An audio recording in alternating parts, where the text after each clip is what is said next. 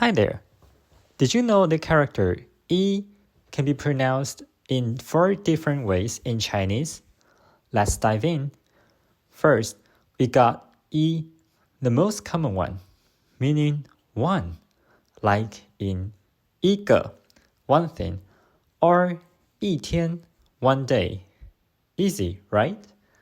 Next, we have E.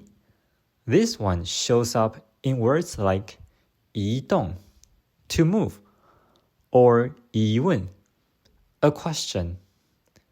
It's a bit of twist, but you'll get it. Then there's 疑, not too tricky. It pops up in 以后, later, or 已经, already. Pretty useful. And last but not least, 意.